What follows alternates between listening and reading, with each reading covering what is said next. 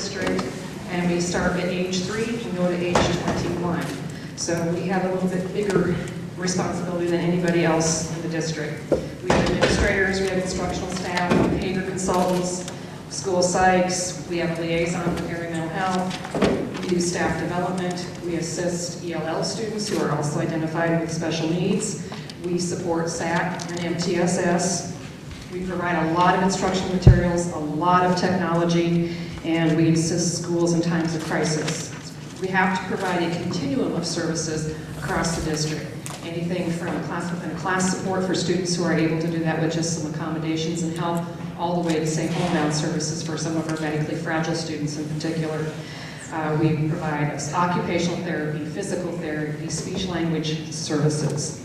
And all of our services are federally and state mandated. We have no choice. We have to have this specially designed instruction to help all of our students that have been identified with special needs. Again, we do ages 3 to 21, and not only do we do the school district schools, we also do the private schools. We provide services to Head Start. We provide services to any other community preschools where we might have students. Ooh, that's really tiny. Okay, our changes from the current operation would, at 98%, would be to cut 1 teaching position and 7 paraeducators. So we're looking at people here. All of these would not help us provide the services that we must provide to students in need, that have that need. It may impact our ability to provide some class within a class. More than likely, though, we are looking at targeting Garfield Early Childhood Center with the 7 para positions, simply because we have a lot of paras there, so we would feel like we could maybe absorb that a little bit there. But what you need to understand is all of the research is telling us that early intervention has the biggest impact on school success in the future. It helps with dropout rate. I know high school's going, really? Seriously? Preschool? Absolutely. We're working on those behaviors and social skills that kids need to make it all the way through high school and beyond. It helps with teen pregnancy rates. It helps with all those things at the preschool that are all the research tells us that. All this information is in my handout and where it's researched. Of course, one of the big impacts that we could potentially face in 98% budget, which nobody else in the district faces, is the potential for lawsuits. Because we are state and federally mandated, we have a 26-page parents' rights document, and anything in there that they feel that we are not doing appropriately, they can file a formal complaint or a due process. We're the only department in the district that faces that. And if we cut services, that is a higher potential. It hasn't happened in this district for many years, and I don't want it to happen. But that is a potential thing we have to look at. We also have the potential of not meeting what's called maintenance of effort.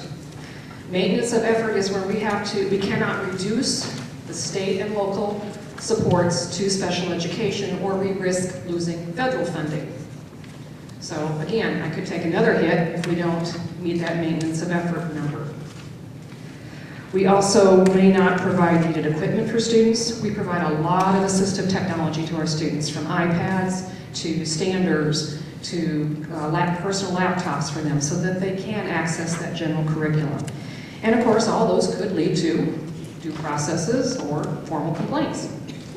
So our total decrease would be $219,896 with the 1 teacher and 7 paras. We would be able to put $5,000 approximately back into a miscellaneous account because of the balance there, $5,866. At 100% budget, we won't make any changes. We're going to leave things alone pretty much. So again, just to remind you that special education is the most regulated department in the district. So cuts here can be long-reaching, and they can have devastating consequences. Any questions? Yes, ma'am. Karen, could this reduce the number of students that you service at Garfield? No, we would simply have no choice. We have to take any student who's identified with a developmental delay ages 3 to 5. We can't turn kids away. So if your numbers increase and you've still got 7 paras, that puts us at even a bigger risk? Yes. And you have to understand, those early childhood classrooms can have 12 to 15 students, and I know that doesn't sound like a lot, but when you have, Barb's going, yeah, 3 to 5-year-olds, no thank you. They're not kids, I mean, they have delays. I mean, I was at a screening a couple months ago, and a little 3-year-old was coming through. I mean, we had taken our shoes off, we'd throw them, we'd run down the hall screaming, going, I think we need to bring that one back for formal testing, because I believe we probably have an issue here. You know, so we're dealing with a lot of things with them. We could potentially have runners, you know, kids who try to get out, and of course, at the new, beautiful north end of the Garfield building, those doors, we have egress doors in each of the classrooms, you know, for fire reasons. So, you know, we're being careful not to put those doors, those classroom doors right straight outside type of thing. So we have runners, we have screamers, we have kickers and biters. And we're getting all those kids into classes and getting them used to school, so before they hit all the elementary schools, at least they have hopefully some school skills going on, even if they're not quite ready to take on the academic tasks. But Garfield is using the curriculum building-wide. So even students who are 3 years old are working with the curriculum that we're using for the ELF classrooms and all those type of things. So yes, cutting paras from classrooms will make an impact on the rigor that we can provide for the students. Other questions? Yes. I don't think it's here, but there's a significant portion of this program area that comes from outside funding. My funding comes from, there's about 1.4 million from the feds. It's called our federal flow-through dollars. It goes to the state, and then the state decides how to distribute it to the districts. The rest of it is either state funding, which is reimbursement that we get for certified and classified staff, and then there's a weighting for special ed students, and the rest is local. So, I guess my sort of question is, if you cut some of these positions you're proposing to cut 8%, does it have sort of an effect where we lose even more funds because of the lack of reimbursement? Yes, we would lose reimbursement for the staff members, certified and classified, and then the potential is if we don't maintain our effort locally, then we could lose federal dollars on top of that. Other questions?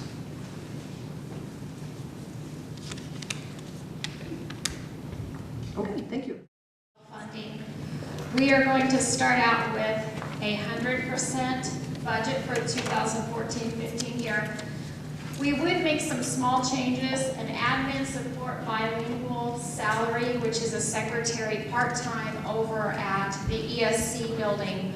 We would eliminate that position. We would increase the salary for translators, which we definitely need for the Burmese and the Somali population we have here. Parent-teacher conferences, it's a mess. We have to schedule with each school for the Burmese and the Somalian translator to come to each school with the parents. Right now we have 2.5 translators, and we would increase that to 2.89 translators. Don't know how we're going to do that, but guaranteed that we can. Basically, it'd probably be a timesheet for the translator when we need him or her. They would come in and do a timesheet. All other line items would stay the same. Sorry, this is a little small. This is the total ELL, which is English language learners, bilingual funds across our district. If you can see, the first column is the total number per school of students, student population. The second column is the total English language learner. And then if you go to the certified and the classified staff, at 100%, we basically range from 1 student per 115 students across the district. Our paraprofessionals, we have cut them throughout the years, and we are ranging from half of a para to a full-time para based on the need of the students. 98% budget would be, we'd still go ahead and cut the salary for the admin support bilingual staff member at the ESC, and we would like to use that salary for that 2.89 translators at the district level. Then we would also need to cut the bilingual paras by 2. So instead of having 11.25 paras throughout the district, we would only have 9.25. Right now, our English language learner population is 3,650 students. And 9.25 paraprofessionals would have to take care of those students. The population has increased 1,200 students over the last 6 years. And we are looking at 31 teachers. 31 teachers, 0.25, and 9.25 paras taking care of 3,650 students. The reduction of 2 paras leave only 9.25 support staff to cover the entire district. Losing 2 paras across the district could have a negative effect on student achievement by students not receiving the individual support they need, which over the years will affect graduation rate. It is known elementary students that don't receive the support they need, their issues continue through high school.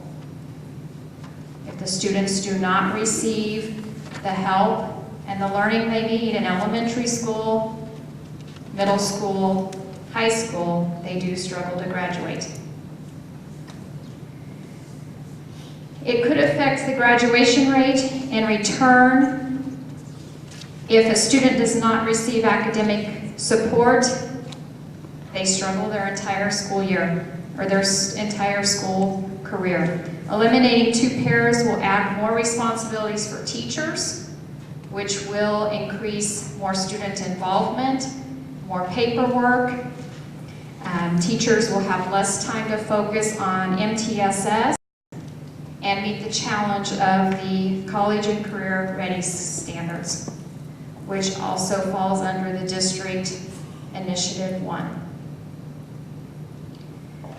It also reduces the communication with parents. 2 less paras in the district reduces the opportunities and the ability to translate with parents at parent-teacher conferences, making phone calls. If we do have to make a parent phone call, we're pulling teachers from the classroom, which could create a safety issue, which is also one of the initiatives of the district. The final slide will show, these are our numbers. As of last year, or this year, we have 31 certified and 11.25 paraprofessionals. We have already reduced the parent liaisons in our district. Some of them are still at that capacity, but they're classified under paraprofessionals. But going to a 98% budget,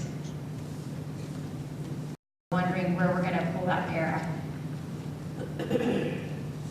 Any questions? Is there legal, like in the special ed program, are there Legal, no. It could affect funding though, because I know at the high school we have a triangle system. Teacher, para, contact with students. Less contact with those students on the para capacity would reduce some of our minutes that we submit each year. It could become a civil rights issue. Has to provide services. Tracy, I have a question. Do you have your budget sheet right there? Yeah, I can use Phil's. You're talking about Sure, right? the cutting to bilingual paras. So on that budget sheet, this year's budget, salary bilingual paras, you have 11.25 positions at $242,000. Mm-hmm. So at the 98 budget, you're cutting 2, but it's $36,000 more. That's because the first column takes into account 3 lines, and they were consolidated into that second line. So if you'd have to add to that 214,000 plus For the social security. Social Security and fringe.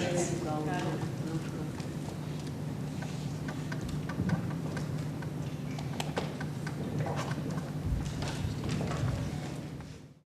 Able to participate in this part of the budget presentation. I hope that you associate this presentation with the joy of getting to leave freedom.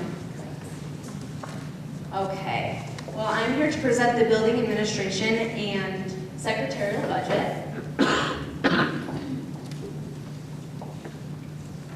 Some of the terms that we're going to be using today are SS stands for Social Security, Fringe stands for health insurance, and office supplies would be the money to buy the items that we need for our schools. I think most of us know what the administrative responsibilities are, but here are a few of them. To develop and implement the vision for learning, supporting curriculum, assessment, and instruction. They have to foster the positive school culture and evaluate teacher performance and provide feedback and professional development. This is, I'm sure, only some of what the secretaries do. I think they are a godsend for all of our schools. They're the people that you see when you come into the door. They're our face. And they do a lot of things behind the scenes, and we need them. 100% budget would be no change in services. With a 98% budget, we're looking at cutting 3 areas. Office supplies, building secretaries by 1 position, and a half administration position.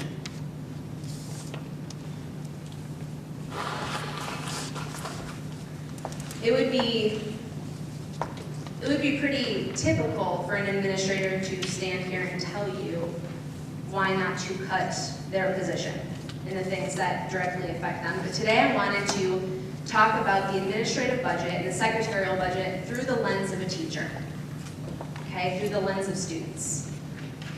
We heard some facts earlier about how teachers are the #1 thing impacting student achievement.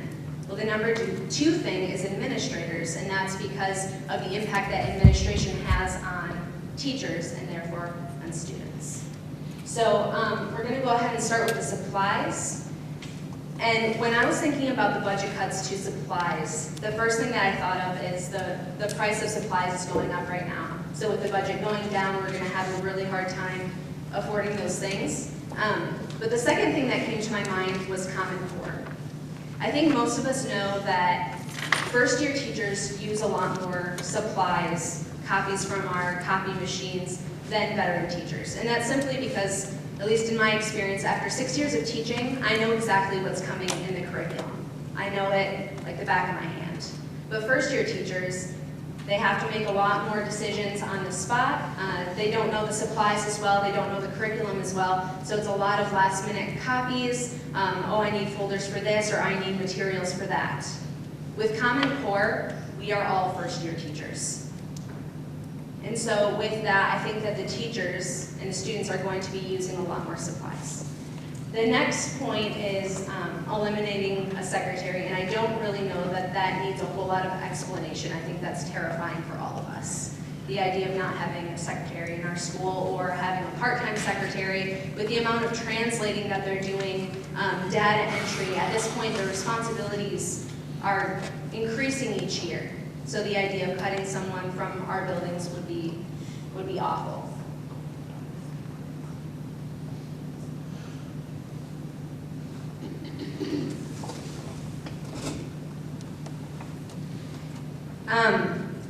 I'm going to go ahead and jump to Board of Education goals, and then I'm going to go back to administrators. Okay? So a 98% budget would not help us meet these Board of Education goals. To improve communication, raise academic standards for all students, and maximize learning in a safe and orderly environment. And that is because of administration and what they do for our schools. So by raise of hand, who here is a community member that is not, I know we have one in the back, that is not with the school district as far as being a Board of Education member or, okay, so we have a couple.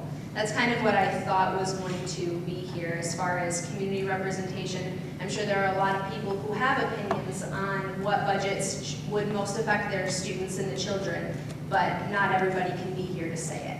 So I decided to go to social media and put out there the question, what takes the biggest hit when an administrator position is cut from a school due to budget cuts? And within 3 hours, I had 7 pages worth of opinions, and that's from email, text message, Facebook, Twitter, Tumblr, and the conversations were pretty amazing that people were having. I had responses not only from our community, not only Garden City, from other states, from other countries and other continents. People were getting involved in this conversation. And I'm gonna read, not all 100 of them, just a few, but I think you're gonna realize while I'm reading these that all of their answers kind of come down to the same thing. Okay, so one said, what takes the biggest hit? Obviously time. Time for PR, working with parents and staff, which ultimately affects culture. The have-to jobs drain more time from the remaining administrator.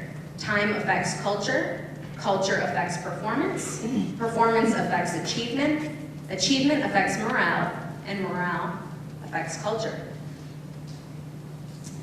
Another person said, it will increase other administrators' evaluation loads, and all of their duties have to be absorbed. This results in loss of time in classrooms due to increased discipline. I'm sure administrators in here, can you relate to that at all? Lots of discipline issues in the schools. Someone else said, as an adult, I can still distinctly remember the principals I had in elementary, middle, and high school. They all played such a vital role in my education, bring new energy and enthusiasm to school events in the classroom. Now, as a parent, I see how much they support teachers and the overall education system in the school. I assume it would add even more responsibilities, tasks, and stress to teachers and support staff, which would then affect the students. Someone else said, it's so important for teachers to have a good leader who will do the administrative stuff. Organization planning, enforcing building-wide expectations, communicating everything, so that teachers can focus on planning lessons and teaching. When a leader leaves, I think it is the students who suffer because of teachers having to do more with less support. 2 more. I know the quality of my teaching would be lower without the leadership of our principal. The children, it is always the children who suffer. Oh, the teachers will definitely suffer too, but if we were the kind of people to worry about our own suffering before the kids, we wouldn't be in this profession. And finally, students take the hit when administrators have less time to be in the classroom. This makes them unable to be as supportive to teachers and less effective in helping them implement best instructional practices. All of these came directly from our community, from Garden City people. Okay, so from the voices of people who could not be here tonight, please support the administrative budget. It affects students the most.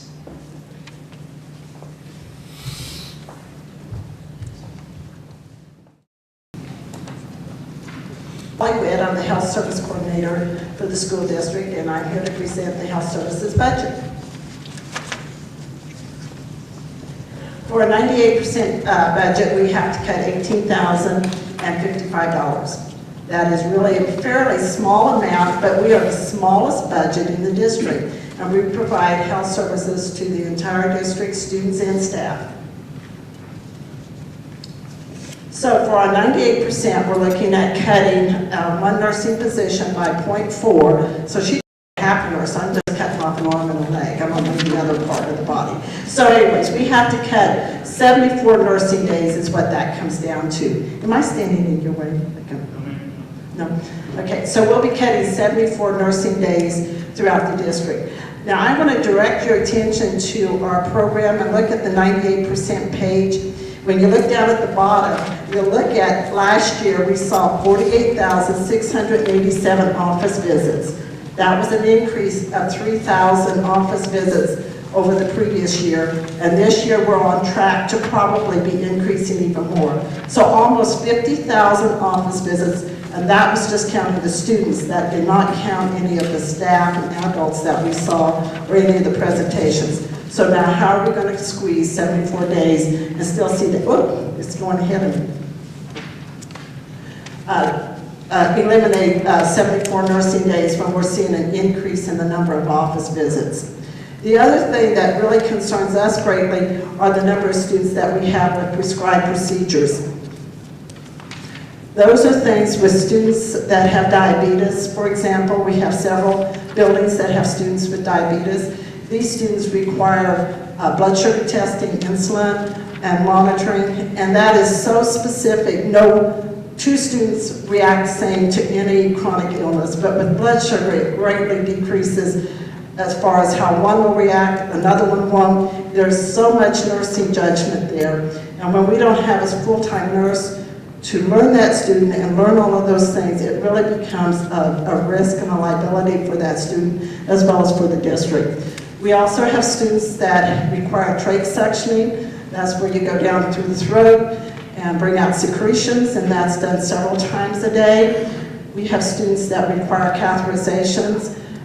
When you think about yourself, and I'll bet we all go to the bathroom at once this evening, well, students require that as well. So often they have to be cathed at least twice, sometimes 3 times during the school day. And then we have students that have feeding tubes. What we are seeing is a big increase in the number of students that are requiring these complex healthcare needs. Last year, we saw a 55% increase in the number of students that are requiring these types of services. And who do you delegate those to? There really isn't anyone. So again, I want to refer you to since KJ made these nice books, I decided we was going to use them this year. When you look at our data and you look at the 98%, you'll see that last year we had 1,300 students that had medical alerts. That was an increase from the previous year, and we're seeing an increase again this year in the number of students with medical alerts. Medical alerts are things such as a student that may have asthma, a student that has food allergies, students that have cancer, heart murmurs, heart disease. We have the full gamut in the number of students that have medical alerts, and so we're seeing an increase in that as well. Also, I'm using my data. They say data-driven. Well, this is data-driven. When you look at the number of students on medications, we have 479 students that have medications at school last year. We're seeing an increase in the number of students with medication at school again this year. Last year we gave almost 16,000. That was an increase when you compare it from the previous year. All the way down, we're seeing an increase in the number of things that nurses are required to do. We were asked to look at board goals and vision statements for the district. When you look at what a school nurse does, parent relations probably I put at the top, because when it comes to health conditions and the safety of a child, the nurse is the first one to contact the parent when we have a concern over a health condition, when we don't have medication at school that we might need, when there's some concern over how they're reacting to the procedures. So it's very much linked to what the parent is doing and what we are doing, and then we connect that with the specialists that are in Wichita, Kansas City, Denver. We fax things to many of the specialists on a weekly basis, such as the blood sugar readings. We have faxes to several of the specialties, and then we also do that to the local healthcare providers. So we are really that key person that connects all of that to assure that all students can come to Garden City Schools and receive a safe and a very productive education. When you look at school nurses, as I said, we're the smallest budget, so we're very cost effective. And when we look at all of the things that we do to assure that students can stay in school, that is also cost effective. And we provide a very safe, medically safe home for our students to be at school.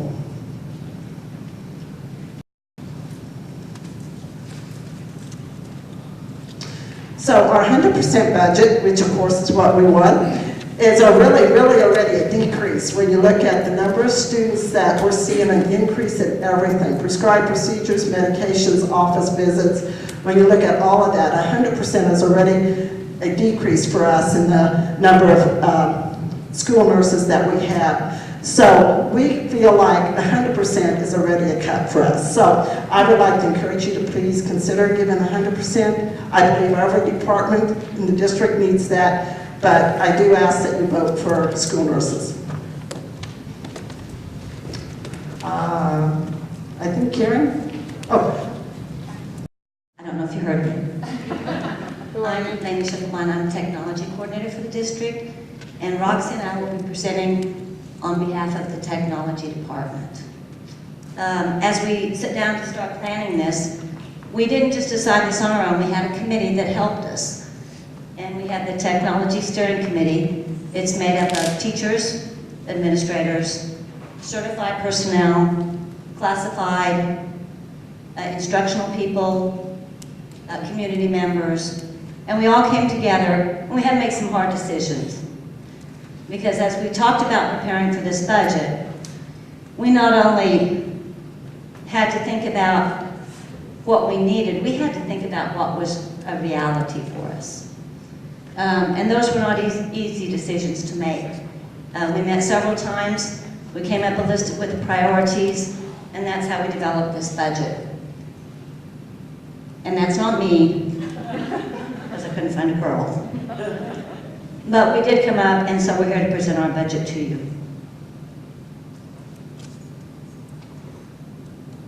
I want you to note that she's running her PowerPoint off of her phone. That's some good use of technology. Impressive. The realities are, folks, one of our #1 priorities in our district are those assessments that somebody just alluded to called KITE. That's this year's assessment. We're unsure what next year's will be. But although that's not going so well so far, but we have full faith in CETE that they're going to get it together here soon. We have laptops out there that in the years past we've had lots of grants to purchase them, and then in 1 or 2 years we purchased cards for each building. The one thing we didn't do in our past budget was put in some money for rotating those laptops out. So as you may or may not be aware, come April, Microsoft Windows XP will no longer be supported. Now that doesn't mean those machines will stop running, it's just that security updates and those type of things will no longer be sent to us. At our currently in our budget we have 60, we proposed last year, we put in a line item for 60 laptops each year. At this current rate, we will get rid of all of our Windows XP laptop machines in the year 2024. Okay, my plan is not to be here then. So I'll go out with that. So that's not we're well behind on that. This year, we should take out 183 laptops. We try to take out 7-year-old laptops. So we're proposing we will pull out 183 laptops from your buildings, and we're only going to put 60 back. So that will hugely affect the assessments. The infrastructure is another reality that not too many days go by that somebody doesn't come to me and says, why don't we go with BYOD? Okay, well, I can tell you why, because we have no infrastructure in place for that. Currently in this building, we have a one-to-one initiative with the laptops, and that's because the building was designed and housed with access points for those wireless devices to attach to all over the place. We don't have that in other buildings. We started out with laptops on carts, so we had APs on carts, and you had to plug the cart in, and the laptops had to be around the cart. We've kind of pulled them out, we put them in hallways, but it doesn't really reach into the far corners of the classrooms. So we really would have to update that as well. The internet. With the one-on-one initiative, this fall you may have seen a lag around 1 o'clock to 2 o'clock in the afternoon. Who's our high school people here? What happens at 1 o'clock to 2 o'clock in the afternoon? Mentoring. So kids are on those iPads. So our bandwidth went boom. So we did increase it this year, and we are proposing to increase it next year as well. And that's all I have. The next one up there is filtering, and I don't know if I need to tell you guys this, but we have some limitations on filtering. I don't know if there's anyone in the room that hasn't contacted us saying, I need this site open, or I want to use this site, and we have to go, yeah, well, sorry.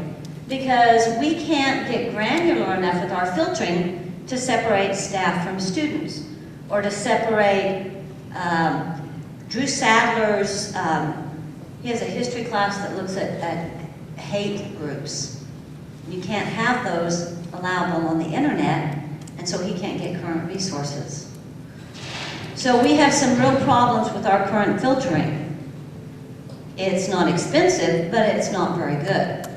And so we know we have to, in today's climate, in today's culture, and in our environment here, we have to make a change to our filtering to accommodate you guys as well as students.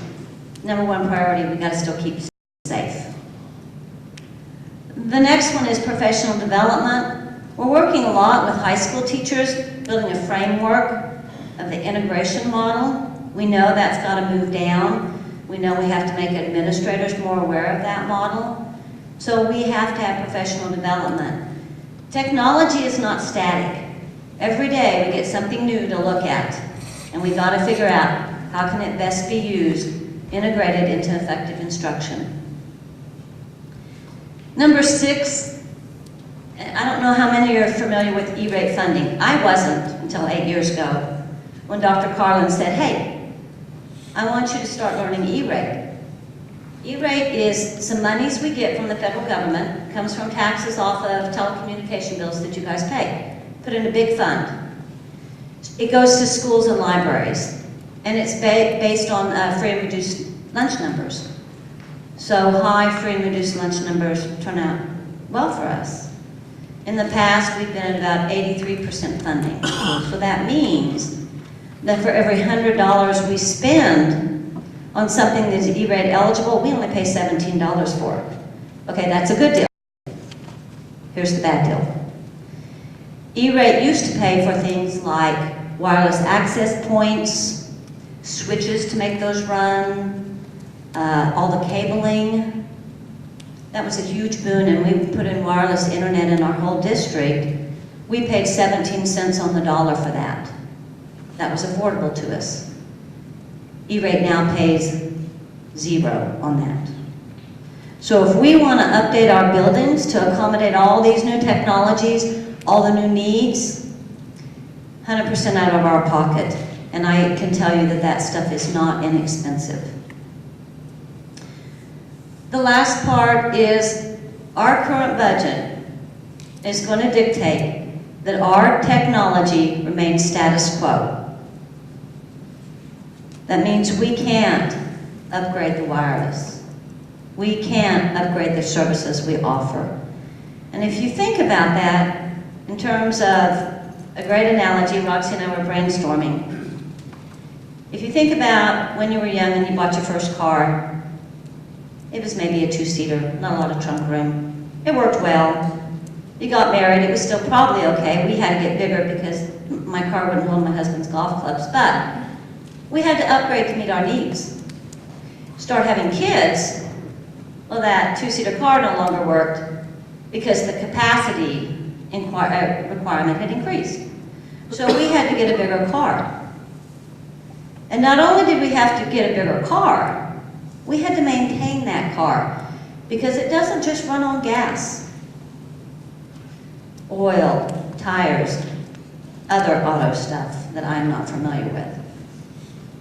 Compare that to technology. When we first put in our wireless, it was fine. It's no longer fine, folks. Roxy talked about BYOD. Everybody bring your device, but you won't get on anything because we simply cannot manage it. We don't have the access points. So technology can't stay static. It always has to grow. And the current budgets that we've been given, we're not allowed to let those grow.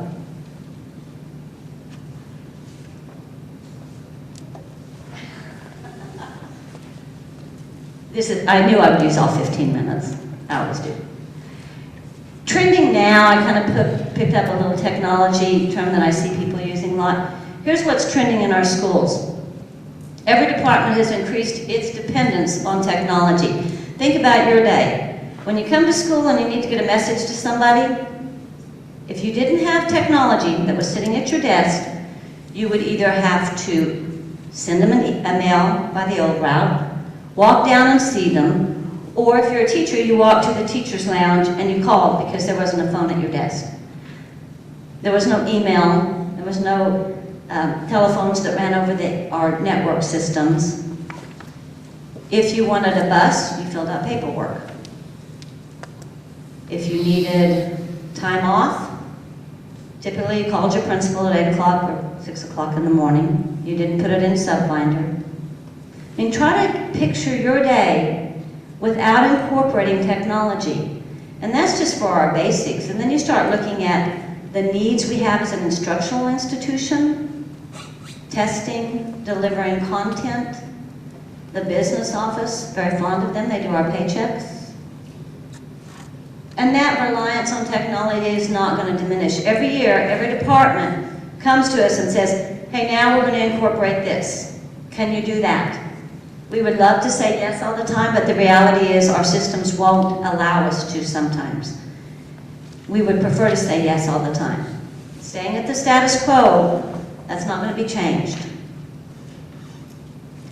And we still believe the number one most important thing we do is getting technology working in the classrooms. And as we can see with the CET testing, we saw it with Nexpert, we're having difficulty just maintaining those kinds of things.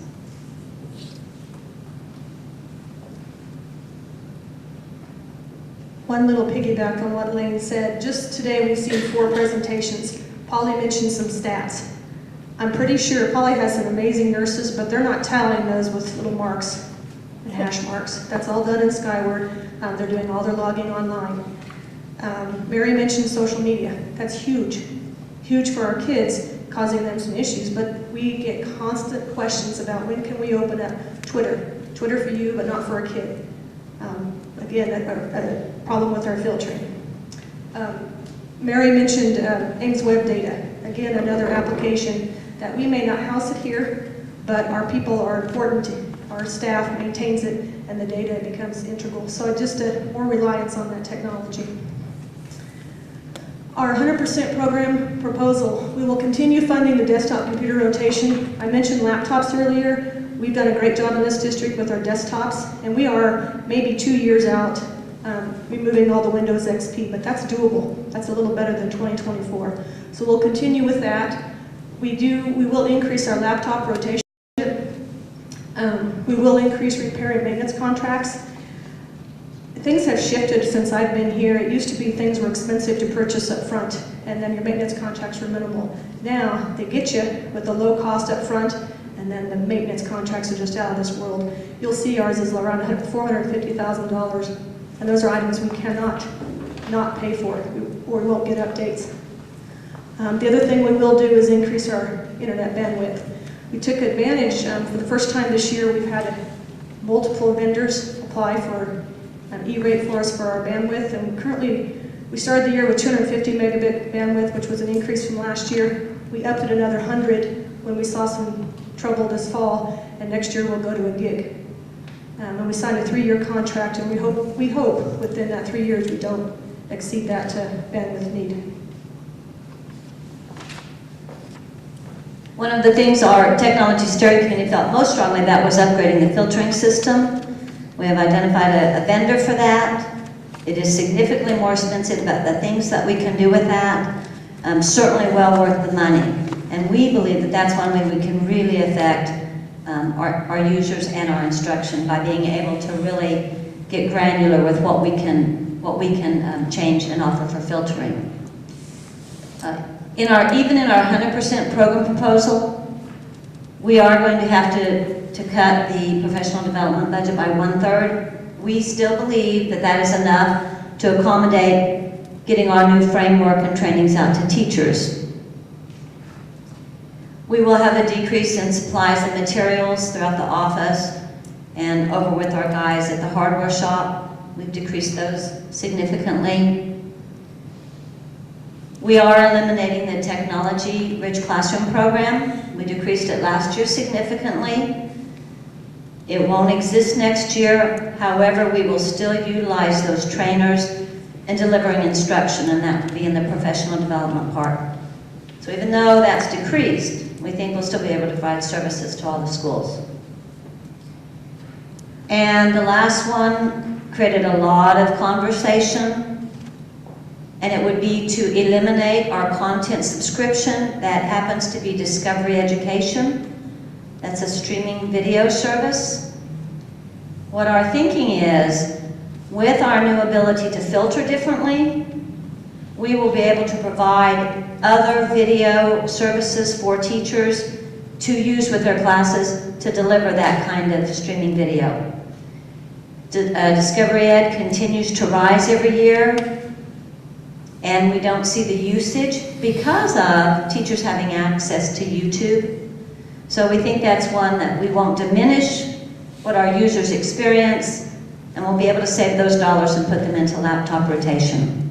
That's at the 100% budget. Okay, at 98, we will still increase maintenance contracts, we will still increase that internet. Increase the number of laptops rotation. This time we'll buy, instead of 60, we get 99. Same decrease technology and services, eliminate tech classroom, eliminate content subscription, and eliminate budget for additional technology projects. This 98%, and actually the 100% is status quo.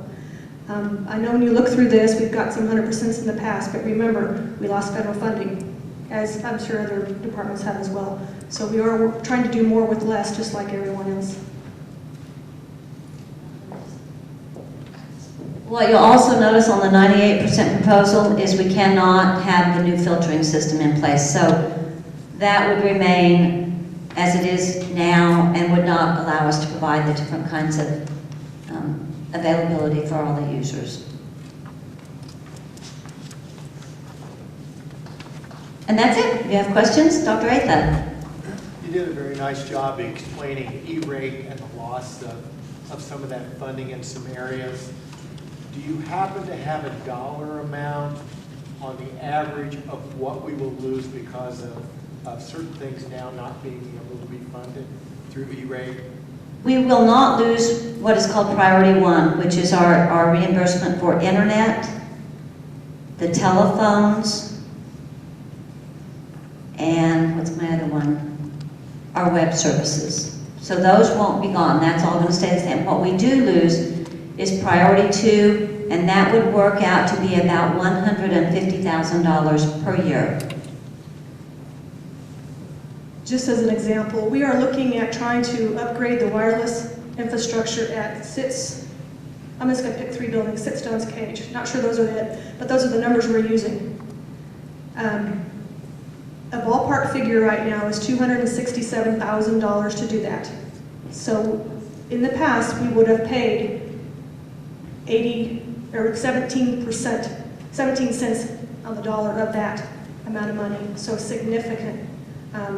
Something that in the past the government helped us pay to do, and maybe it would have taken us 3 years to do it. It will take us extended years to be able to do a project such as that. And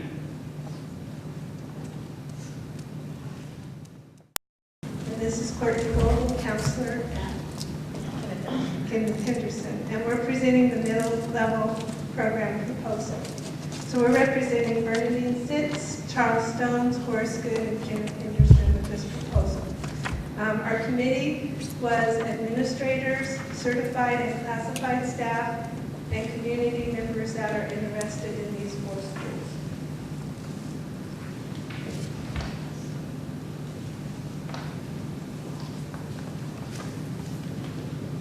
The 4 schools represented represent grades 5 through 8 in our district. Teachers of communications, reading, math, science, social studies, and elective and encore classes. We're also involved in the transition to the Kansas College and Career Ready standards, the Literacy Transformation Initiative, and just recently, all done of the Kansas Interactive Testing Engine.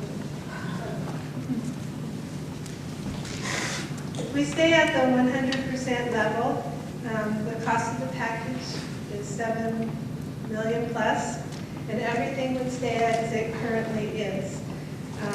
The 100% budget would maximize educational opportunities and achievement for all students at the 5th through 8th grade level. If we are forced to cut to 98%, that would be approximately $155,000, which as a committee we decided the best option would be to cut 3 instructors, which would give us a little bit extra at about $10,000, which we would add back to supplies.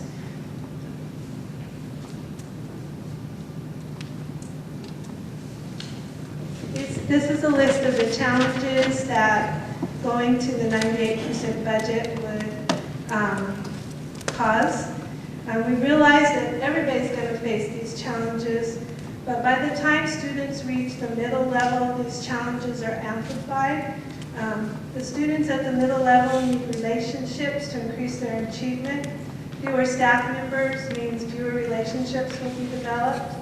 Bill Daggett notes that culture trumps strategies, and these challenges, along with the challenge of building relationships with middle level students, will be greatly impacted by cutting staff, especially 3 staff members in any of the middle level buildings. These are some of the consequences of cutting staff. The student-staff ratio is a big issue at the middle level. If we lose staff, many areas would be affected. We need certified staff to make our walk to intervention and enrichment model work. There is also a possibility that there would be other funding cuts that would affect staff as well and decrease the student or increase the student to staff ratio.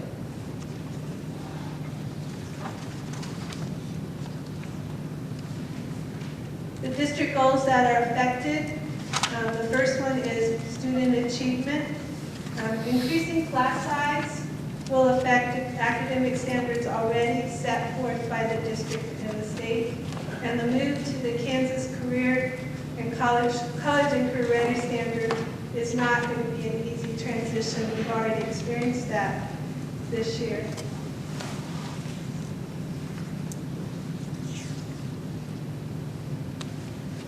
Again, the other board goal is maximizing alignment of resources to meet the needs of all students. We need to keep highly qualified staff in our buildings in order to achieve this goal.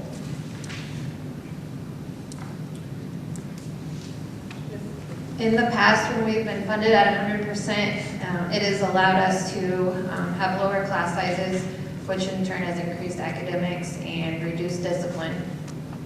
And also effectively implement AIMSWeb data, or AIMSWeb, and use that data. It's studied with our specialist, Judy Rockley. And then in addition to that, at-risk funding provides coaches and interventionists and paras that help with a lot of those MTSS process and the interventions we do. And that does not come from our budget. So if those were to get cut, we would be basically double cut in the MTSS area. Thank you for considering our proposal. Are there any questions? In your proposed cut of 3 staff members, is there a particular area or subject matter? No. And if it was to be electives that were cut, just at the middle school level, for example, we have PE classes that are at 40-something. Our FACS classes are range from 25 to 30 already. Each teacher has approximately 140 students. So just to think those students have to be spread out to other classes throughout the day. In our core classes, we can't think of where it would be effective to cut any core classroom instruction. Anyone else? Okay, thank you.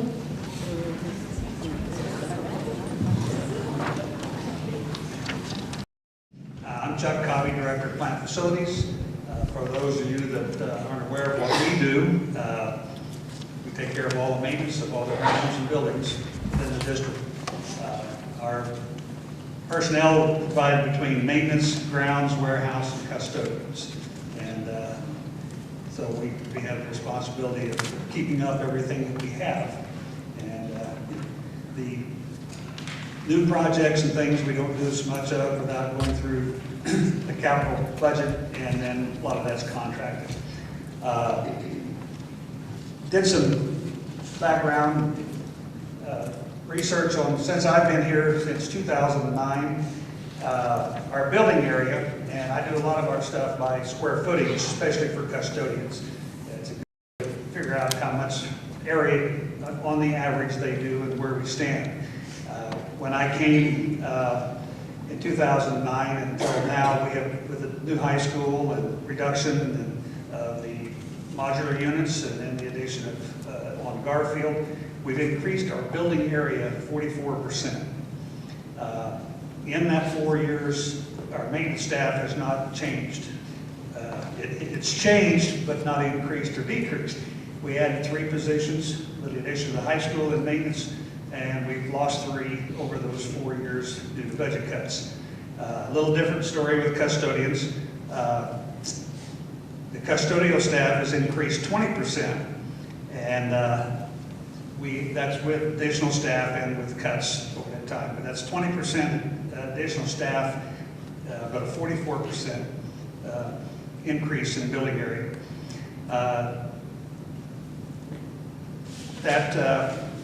Another way to look at that is back in 2009, each custodial staff took care of approximately 18,000 square feet. This year, they're taking care of over 21,500 square feet of area. So that's a pretty good increase, and that will even go up a little bit more if we take this particular cut. If you look in your program there, you'll see where our cuts are going to be on the 98%. We're looking at cutting a half of our audiovisual repair position. Part of the reason why we looked at this one was because we don't repair very much audiovisual stuff anymore. Most of your things are throwaway.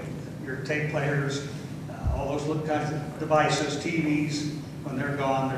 It's not worth the time to try to fix them. This position will be retained for half-time because he takes care of clocks, bell systems, intercoms, and does some work on fire alarm systems. Although we have to contract a lot of that out, he does do some initial response on those. We're looking at cutting 1 custodial position. We haven't decided exactly which one that may be. We're looking at some of our buildings that have a half-time position, and we're also looking at what we have here at the high school. Looking at the square footages, that's where we're trying to determine where we have least impact per custodial individual. The other, our line item deals, the furniture repair, we've spent very little in that. Paper products, we've looked at changing some of our paper towel and product tissue products, and in one particular area, just by changing the brand, we can cut that much in a year's time. Lumber, we cut the cabinet maker position 5 years ago, and we don't do near as much building things, so we can cut that down some. The audiovisual repair parts, because we don't do that much. We took a little more out of grounds for their materials, just to get it to balance out. The energy is an energy management program that we have been using, but we have to pay for that each year, and they want us to have an energy manager. We don't have that at this point, so we cut that $2,000. And our motor fuel is looking at what's been spent in the last several years, and that is, we can cut that much out, still leave a margin in there for what we normally use. The 100% budget, we didn't make a change. The motor fuel probably would be a part of that change, but we would use those other places. We have spent a lot of time looking at different areas where we can save money. One thing I skipped over was the contract services, which covers a lot of things. As Phil said, if we have to go get somebody to work on something. But one of ours, where we're getting the savings, is in our uniform services. We provide uniforms for all our custodial and maintenance people. A lot of that's for safety purposes, so they're identified when they go from building to building. We've looked at some alternate things of what we could do. And one thing we looked at with our custodial staff is we provide them shirts, and they're to be laundered to the service, but they all have to drive out to plant facilities to drop their clothes off and then go back out and pick up the clean ones. So most custodians launder their own. So we've been paying for a service that we haven't been utilizing. So we've looked into buying them shirts and providing them, and we can save this much a year over the life of the shirts, which is probably 3 to 4 years. And we think for most custodians we'll give a more comfortable shirt. They've been trying some of them. They've liked them, the few that we've tried, and I think it'll make them look a little more professional too. One other thing I want you to think about as we're looking at cutting, especially in the custodial, the national guidelines for custodial cleaning has come up with 5 levels of cleaning. And level 1 is the highest level. This would be a spotless building. And in most places you'd find that would not necessarily be in a school, but it would be hospitals and a hotel setting. And that's a level 1. In that level, an 8-hour person should have 14,000 square feet to clean. Level 2 is an above average standard. Excuse me. And it is usually only performed in the kitchen and restroom areas, and our custodians do not clean in the kitchen areas. So they would have the hallways and cleaning them, keeping them vacuumed and buffed. In this area, there would be 23,000 square feet. And like I said, when I started, we were at 18,000. Now we're up to over 21,000. We're approaching this level 2. And we had been a little more in line with the level 1. Had a lot of comments from outsiders when they come to town and go through the buildings in the years, and they talk about how surprised they are at how well the buildings are kept, especially some of the older buildings. And I think we can be very proud of what's been done. I would sure hate to see us lose and drop back on those levels. To give you another idea, the level 3 cleaning says it's an acceptable cleaning practice for most schools. Not every area of the building would shine, but the educational space is clean, well kept, and the restroom sanitized. That would be at a 33,000 square foot level. So if we want to go to that level, we can make more cuts and not have as much done. Level 4 is 50,000 square feet. Level 5 is 80,000 square feet. And it says it results in an unhealthy education space. We don't even want to get close to that. So with that, and really not wanting to make the cuts like anybody does, we ask for your vote. Are there any questions?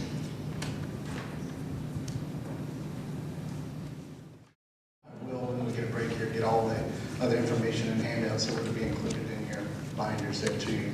I'm here to present on activities. We met as a group, as the department, activities and athletics department, and honestly, any cut right now to us, just like any of you, is going to be a difficult one. We met and discussed and went up and down. Right now, you're looking at either programs or people with us, and we just weren't willing to let go of any Acacia-sponsored activity or coach. Prime example, currently on the track team, there's 186 kids out for track. So in order to supervise all of those individuals at several of those events taking place, you gotta have people. So we went through this diligently, and honestly, to get to 98%, we cut $18,754. We looked at reducing about $1,900 in extra duty costs from our cost center, which basically means our coaches and sponsors have to step up and supervise without pay, and they're willing to do that. So they're going to take a bigger bigger portion of that on themselves and just supervise events and activities that take place, from plays to games to other items that take place here at Garden City High School. The biggest reduction that we would look at would be a $14,700 reduction in our athletic training services that we actually co-op with Sandhill Orthopedic, which we don't know where they're going to be, obviously, at this moment in time. So we're looking at cutting that down significantly as the amount of hours and days that we have a trainer here on staff. Again, our staff met and they're willing to take the summer hours needed to become trainers themselves. So basically they'll take a simple course on taping. So they'll be back to taping ankles and wrists and all that good stuff by themselves once again. At a small portion. We'll still have a trainer here, just not all day like we are currently having. The other couple of elimination items that we have are sack lunches. We do have $1,454 remaining in our sack lunch budget. That'll be eliminated, as well as $700 from my own individual budget, the athletic director budget, which I'll just have to use the same pencils from this year. So I'm okay with that.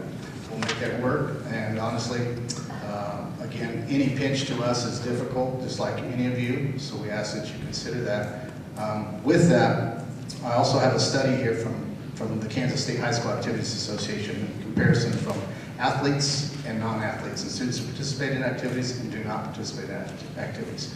What it basically amounts to is GPA, graduation rate, and dropout rate. Those students who participate in activities and athletics far outdo their counterparts who choose not to in those three categories. They have a higher GPA, a higher ACT, and a much higher graduation rate and participation. So consider that when you're thinking about us. And again, I appreciate your time, and I will get you the study and the other information. So thank you. Oh, sorry. Any questions? Fire away if you have them. Okay, I'm done. And bear with me because I found out about 5 hours ago I was doing it, so. I will read along with you in our book. Isn't that how that goes? First of all, what do? Of course, administration, everybody says, oh, we don't need any administration. We don't need anybody to row this boat. This is what we do. It incorporates the superintendent's office, the personnel office, public information office, and the business office. Basically, we make sure there's people in the seats. We keep the lights on. We tell other people about what we're doing. And we support the Board of Education.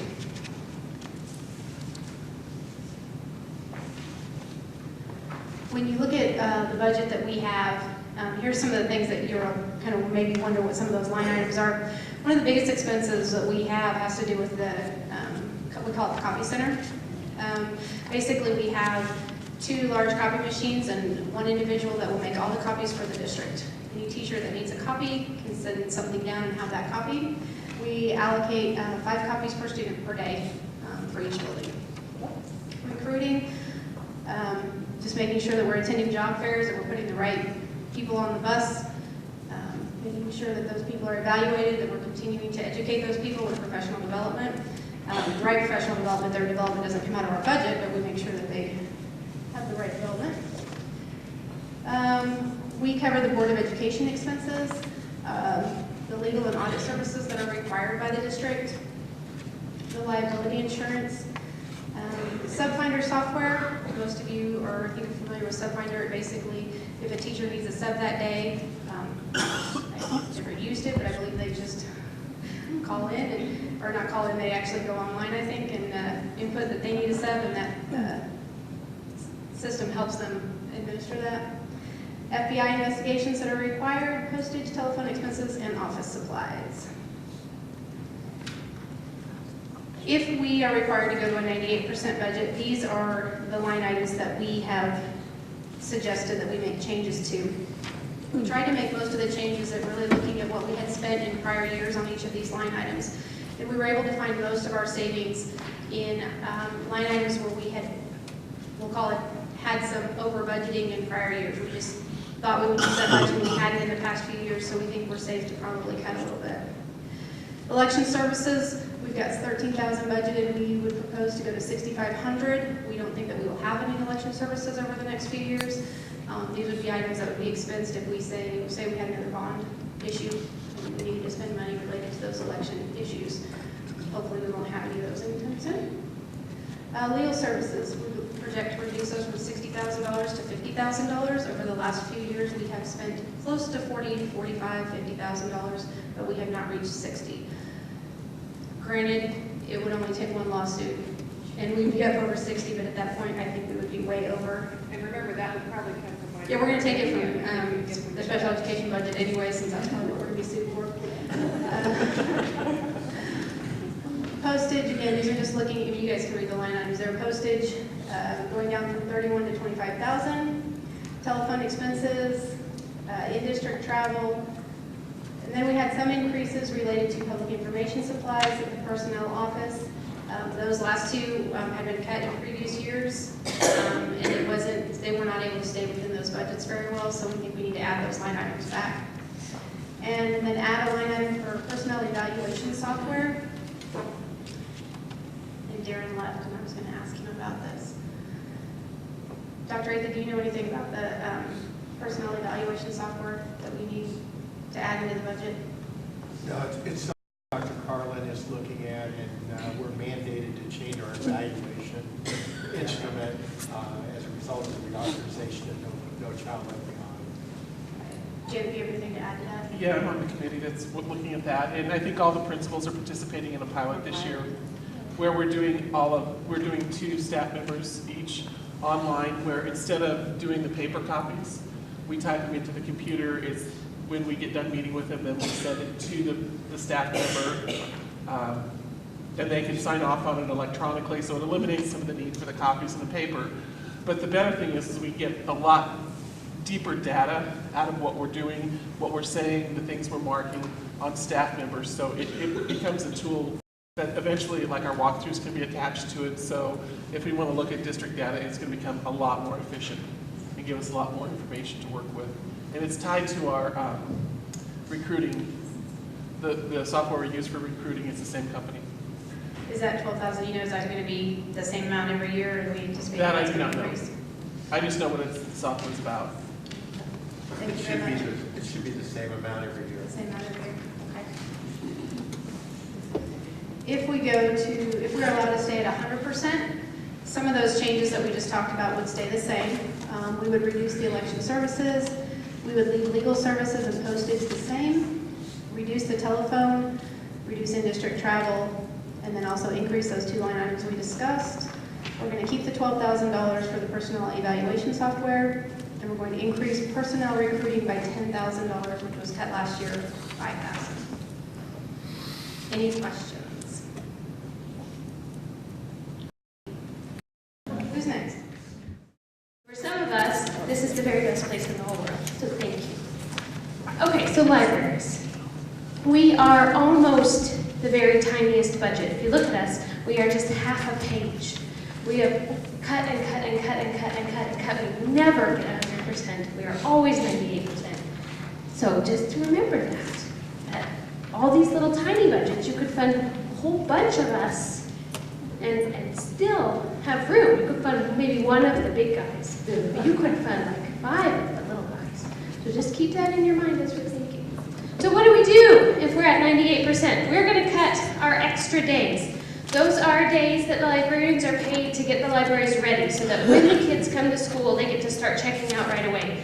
In those big schools, the librarians have to put in all the kids' names and separate them out and get all the books ready so that when the kids come in, they can get the books out to the right places and keep track of them. Because we have this great resource in our libraries, but if we don't know where the books are going and what kids have what, then we can't get them back, and then our resource just dwindles. So those extra days are really crucial to make sure that we're using our libraries every day that we have the kids in school. And that's the first thing that gets cut. And that, that's rough, and that takes contact time away from kids. But the really yucky part is down in the bottom when we take away actual books. So that's $7,000 out of our book budget across the district. And books are so expensive. It's just unreal how expensive books are. We have these books like this, Careers with a Telephone Company, which desperately need to be updated. I don't think that we have ladies on ladders poking things in at telephone companies anymore. We just, this cookbook, which gets checked out more than 3 times a week in my school, and it's falling apart all over the place. To replace this is $21, and that's just, you know, not even something that's really desperately needed, but just something that the kids love to read and go home and do stuff with their families. We take another $7,000 out of those books across the district. That's more books that the kids don't have, and they love the new books. You've all seen Elf. You know, when the little nun is talking to the big mean book publisher and she says, the children love the books. It's true, they do. They're so happy to come in and find something to read, and they're so happy when they come in and tell you, this was a great book, and then tell their friends what is a great book. And we need to have those new books in the library for the kids to read, and then they can take them home and read them at home, and they read them to their brothers and sisters, and then they're excited about school, and that's our whole point. So, don't do that. Last year, here's all our numbers. This is what we're talking about. We're one of the little guys, right? You look at all those things. But activities, they're tiny like us. And health services, they're tiny like us. And even curriculum and assessment, they're tiny like us. Those little people, you could fund us, or even just libraries, at 100%, and then rank everybody else, and you won't even notice the $14,000, $15,000 that you're giving us back. But the kids will notice. They will. They will. All right. Now here's just some stuff that libraries do and all about how we're important and everything else. But here I have Jennifer Prochner, and she is a new parent at our school, and she's going to tell you just a teeny bit about why libraries matter to actual kids.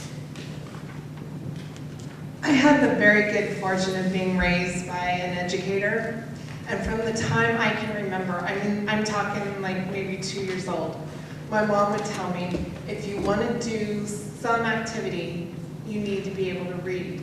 The first one I can remember her telling me is, if you want to make a cake, you have to be able to read. If you want to fix your car, you have to be able to read. If you want to be an astronaut, you have to be able to read. If you want to go on great adventures, you have to be able to read.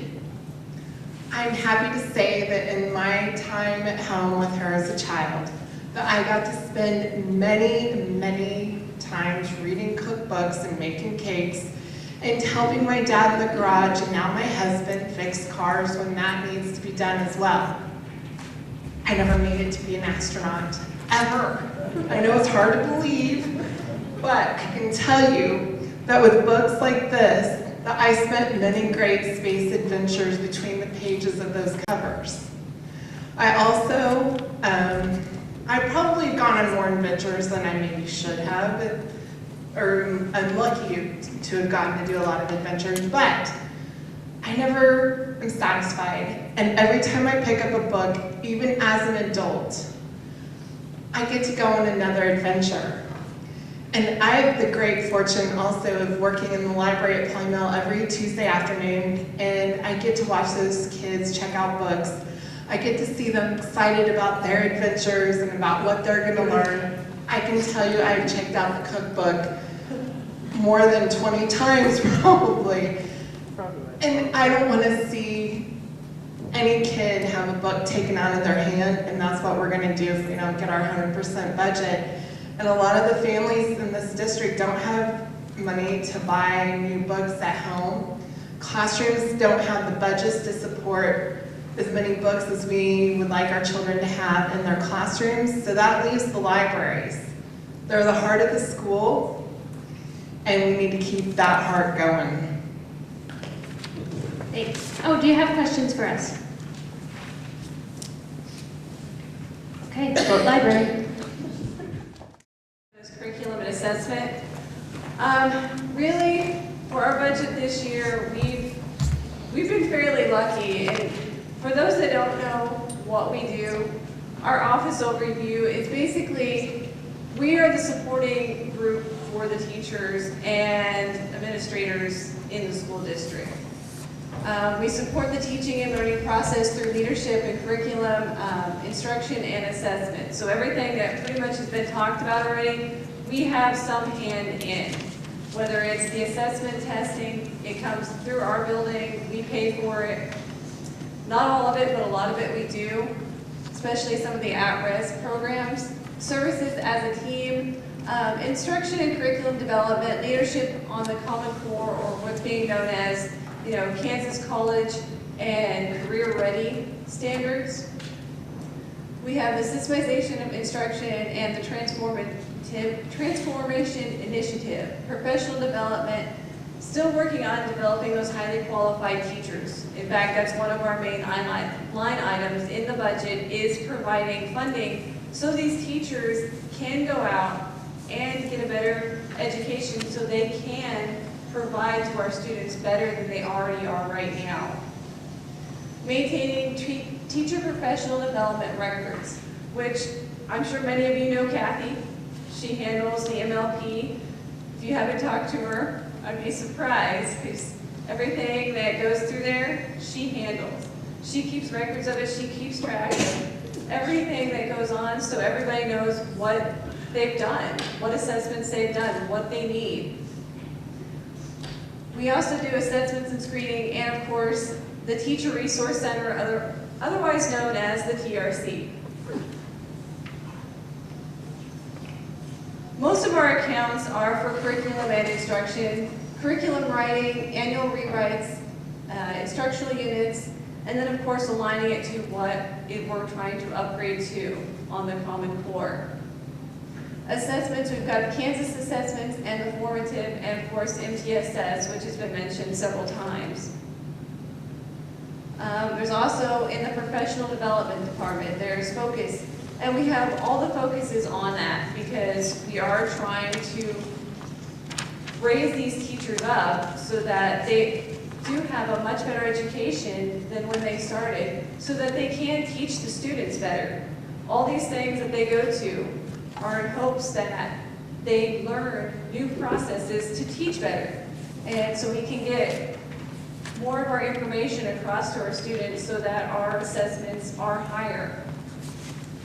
We've got the reading is key, math, writing, science, social studies, coaching, differentiated instruction and enrichment services, and of course the My Learning Plan, which I've already talked about, which Kathy handles all of that. So those are different ways that we try to help those teachers. Now, our budget actually for this year was very lucky because there's a program that I'm sure all of you have seen or even done with, is the Public School Works. Now, the problem with that program was it was costing a lot of money. And so it's been removed from our proposed budget because, thanks to, I believe it was KJ and, I want to say, was it Kathy? Primarily KJ. Primarily KJ, they found a much more cost-effective program that works through one of our insurance providers. And so a program that was costing us $26,000 and now it's only going to cost us $4,400. So our budget, we've been very lucky this year when we were looking on what we were going to do because our difference there is $22,000. So on our proposed budget here, I don't know. Oh, okay, there it is. We first looked at what we could do if we had 98%.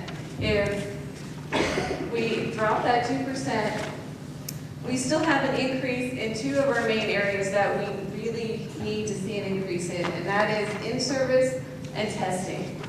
Unfortunately, testing is getting more expensive. As technology, as I said, technology is getting more and more expensive as we go through it. And of course, because of that, the testing cost rises with that. And in-service.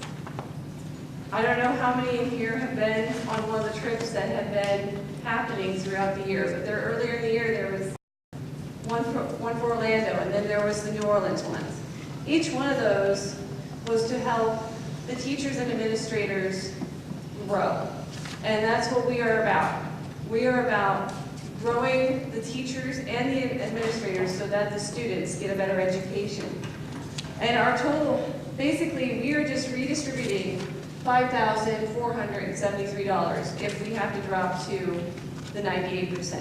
We aren't losing any money. In fact, we would be gaining a little bit. But as what many of you guys here are hoping for, we want to maintain that 100%. And for us, that would be an increase in $22,000 being redistributed. So that 22 there would be an increase in testing, and we would raise that, still that 1,500. The in-service account, which right now panics me every time I look at it, we would raise $12,000, and that's where the majority of that would go to. Because as many of you guys know, there is an upcoming trip to Orlando, and we've been invited to do,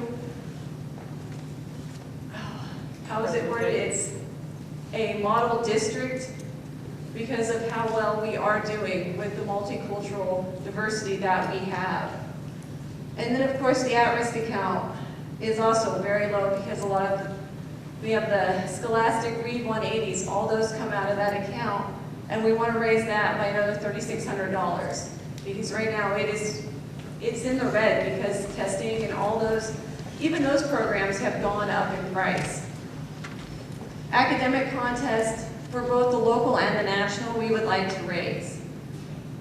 And the reason for that is we have kids that are doing so well in these programs that they're a part of. In fact, we just had the FCCLA group that went to Wichita. They're now being invited to go to the national contest because they did so well. We've got the JROTC that this year is going to Kentucky because they've done so well at contests. And so we've got all these programs with these kids involved that we need the funding to send them to some of these events. Because otherwise, they don't have the funding to allow these kids to go, or it comes out of their own pockets. And as you guys know, a lot of these kids can't afford some of these programs. They couldn't afford to go on these trips. So that's where our 100% stands, is with that. And kind of our biggest challenges in that office are the Kansas College and Career Ready standards and professional development.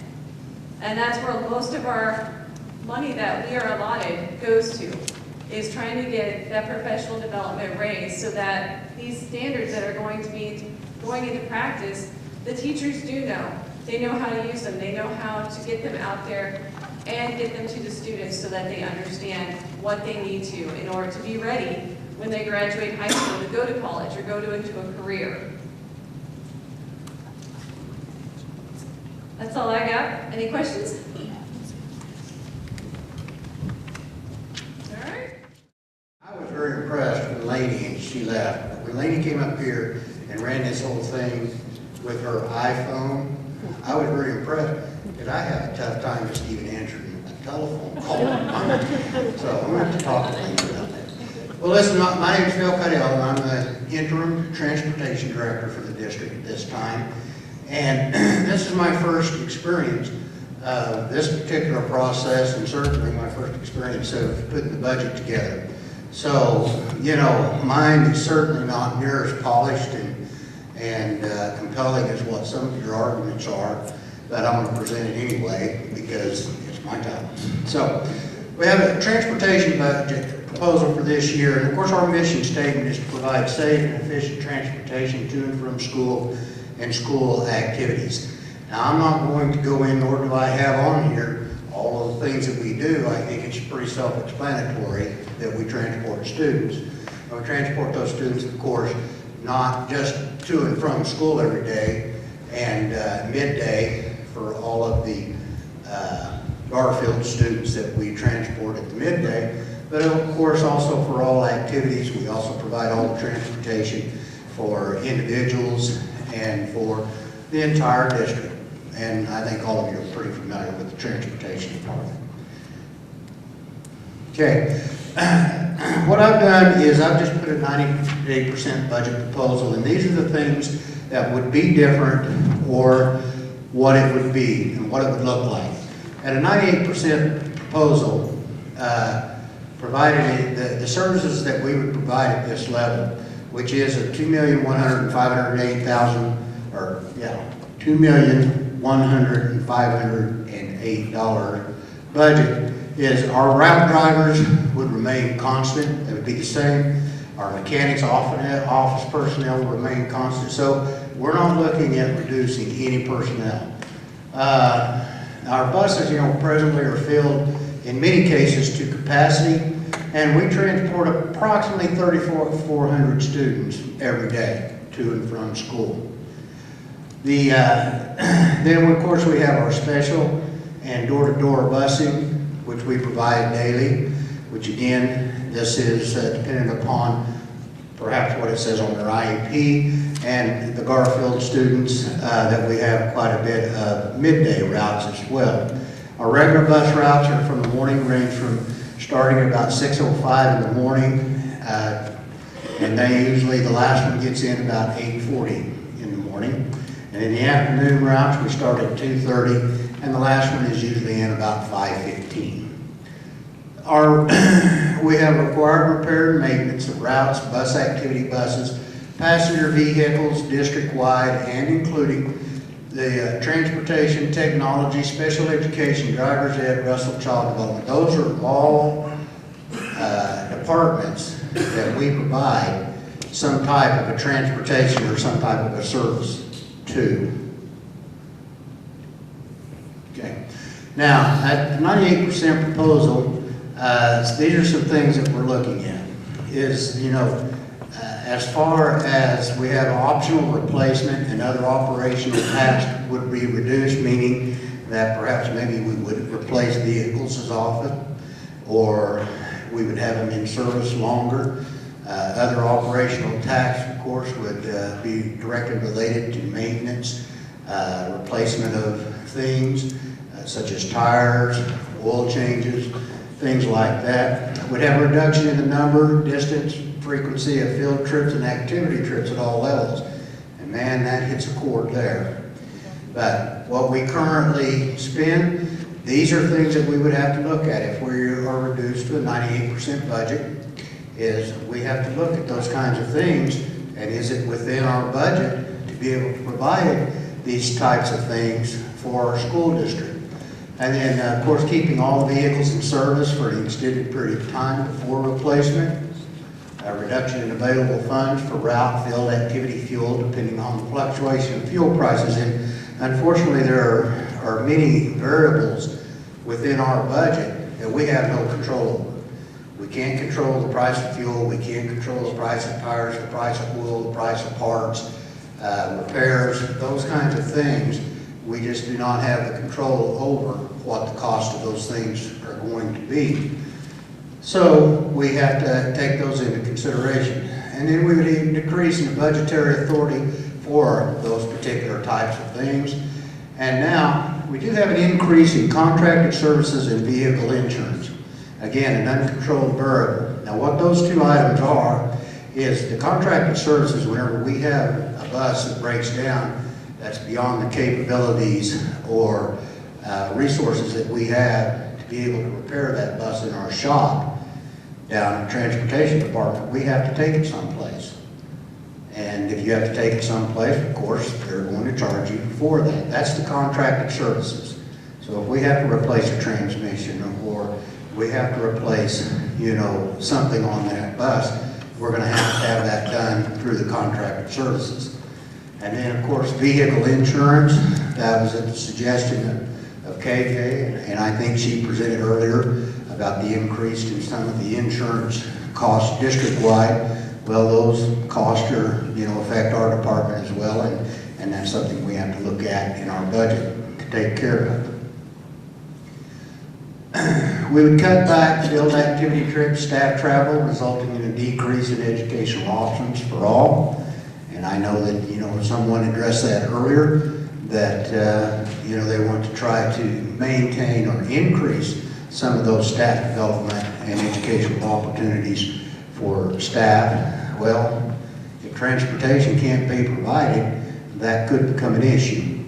Reduced in maintenance and repairs, resulting in possible higher costs for future issues. And as you well know, if you don't maintain your equipment and you put off some of the maintenance and services that it needs, then you could end up paying more for it down the road.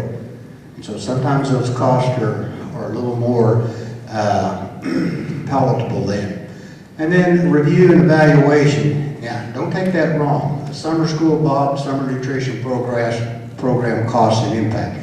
That doesn't mean a reduction, but there's certainly, I think that if we're looking at reducing budgets and going to a 98%, I don't think there's any stone that should be unturned or any program or issue that shouldn't be looked at.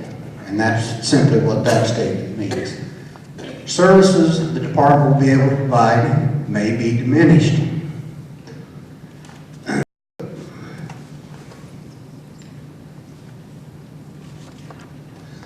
The 100% budget proposal, essentially services will remain the same as much as possible depending on the fluctuation of cost. Of course, you know, if diesel fuel goes up to $5 a gallon, rather than at the $4 I had it figured at, then that money's going to have to come from someplace else within my budget. But if things stay as hopefully they will, then we should be able to still provide the services that everyone has become dependent upon.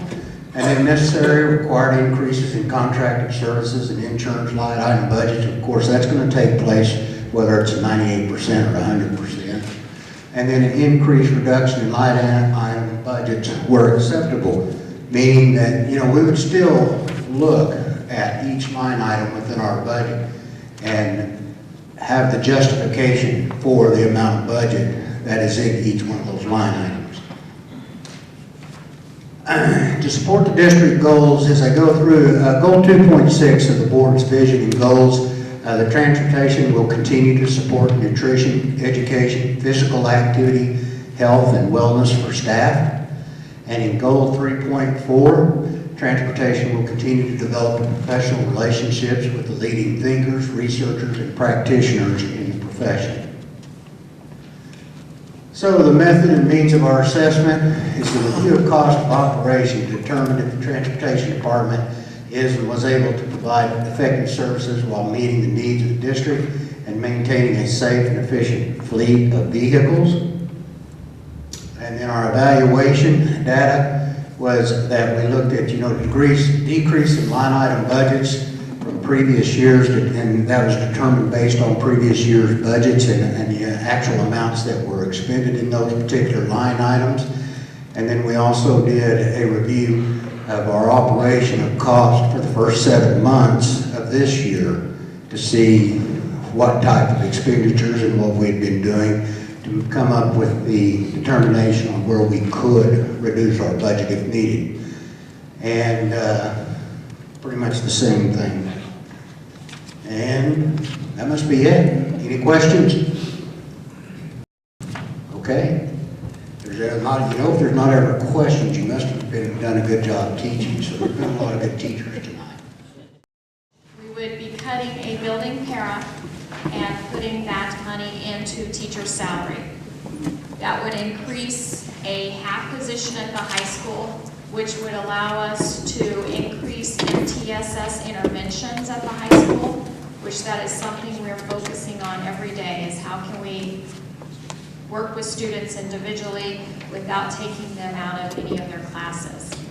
We've come up with options where interventionists may go into math classrooms and work with a teacher for a half hour, split students into different groups. They would leave, go to another classroom, and the teacher would take over instruction. We run into, in elementary school, middle school, you have a little more flexibility of when you can pull students. We go to our teachers, and every class is so important. They can't miss speech. They can't miss yearbook. They can't miss math.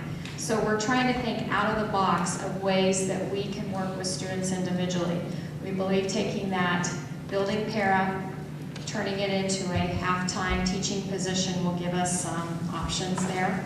Another option that we have come up with looking at our schedule for next year is the Edgenuity Lab, the E2020 Lab, which is online classes that a lot of our students are taking. We have about 25 each hour going in there.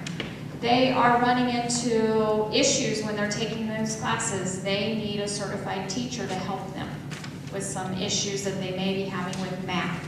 So we may take that half-time position and allow a teacher to go in there and help students during their Edgenuity classes.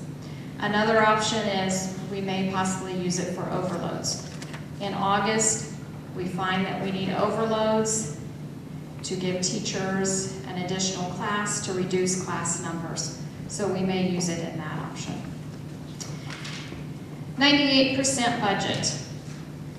What we will be looking at is we are going to decrease various line items such as lunch duty, overtime, supplies, and music department, which they buy their music with that. Equipment, night school, tutoring, and vocational equipment in service and supplies. We would also eliminate one building paraprofessional, decrease our teaching supplies by $48,000.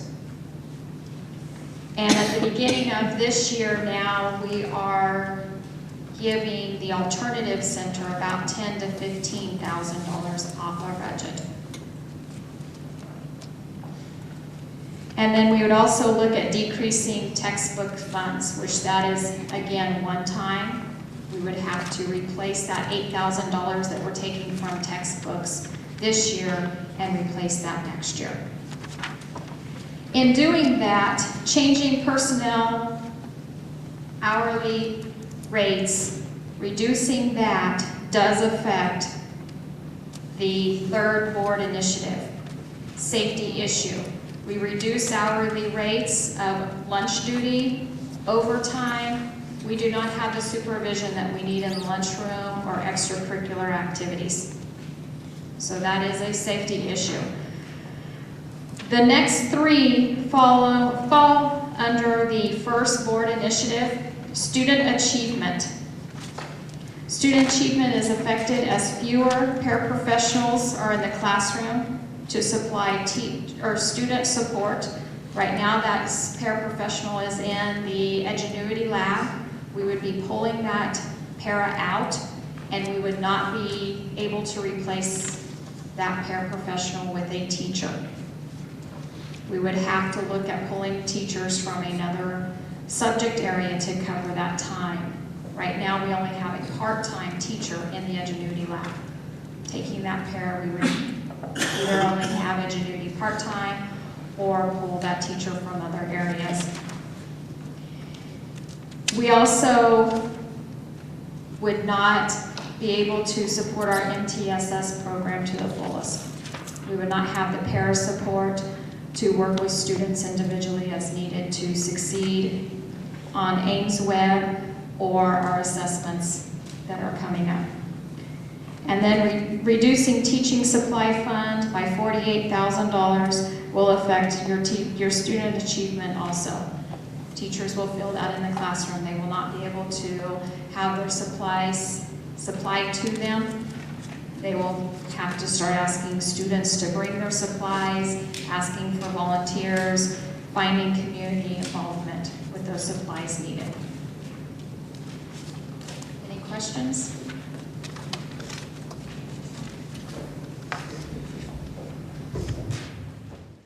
Was passed. It also, we are very much involved with this. In this, there were 4 things that districts have to provide. The first one is cyberbullying, to address that. Also, a policy to address bullying. And then it has also to train students and staff on bullying. And then finally, to implement character education. And as counselors, we address all 4 areas. We provide education to all students. So for example, at Horace Good, where I work, we educate all 800 students on bullying and cyberbullying. We go into the classrooms. This year we also did internet safety with the kids because we feel like it's become such a part of their life that they also need that part of it. And then we provide counseling students in individual and group counseling. So students who are either the bully or the victim, we will meet with them and provide counseling for those students.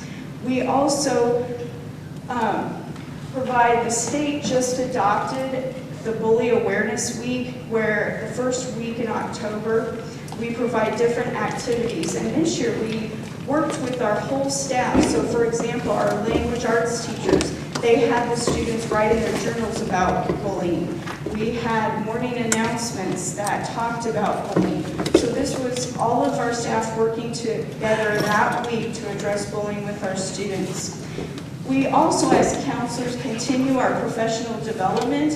At the end of the month, the whole Southwest Kansas counselors will be meeting with the state, and we will also see about our bully policy, if we need to change it, if we need to do something different. So we're constantly educating ourselves about the legislation and making sure that our students are educated and we're aware of the situation.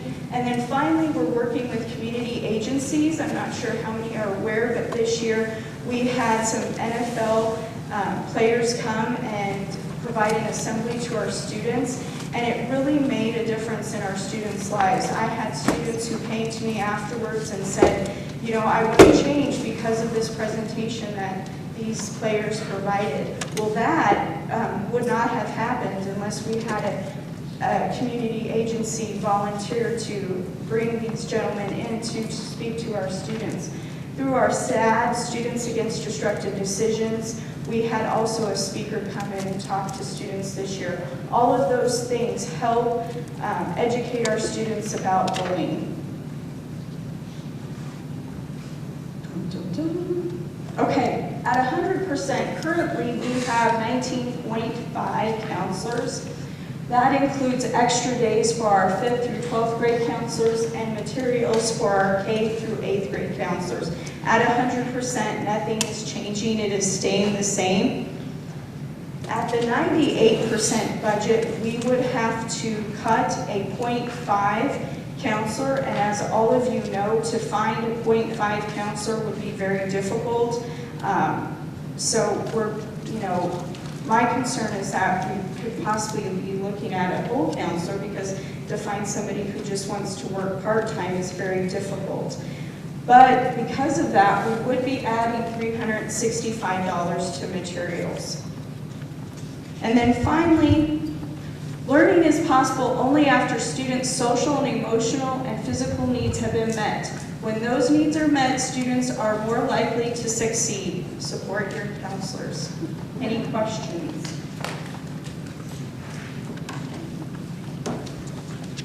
Okay. Holly's next.